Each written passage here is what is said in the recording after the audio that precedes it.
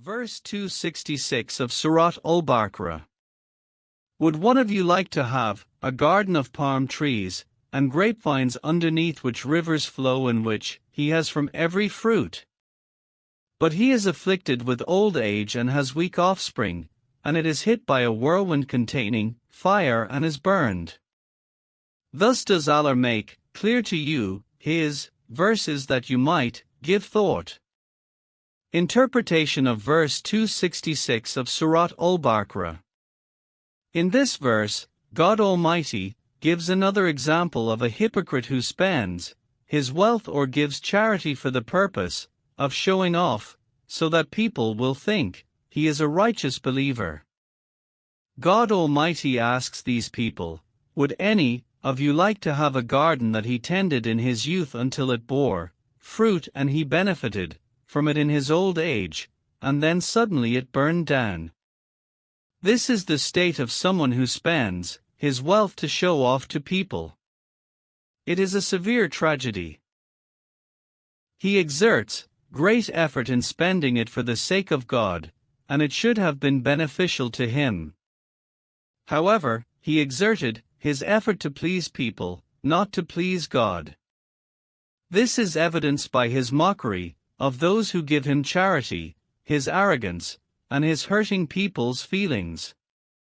God does not accept his charity, and he loses God's reward, recompense, pleasure, and paradise. God Almighty explains these verses to his servants so that we may reflect and ponder them.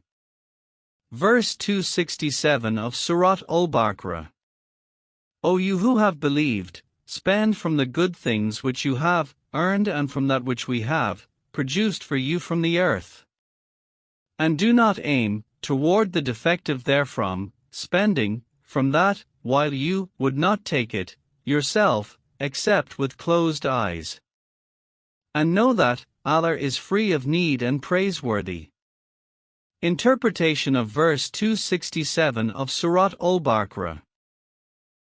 God Almighty urges the believer to spend from the good things that God has permitted, including lawful work, lawful wealth, and good, lawful food. He also urges them not to spend on things that displease him, such as giving torn clothes to the poor, spoiled food, or anything that makes one close their eyes in disgust at the smell of food, or the sight of clothing given in charity. We must know that God Almighty is independent of the worlds.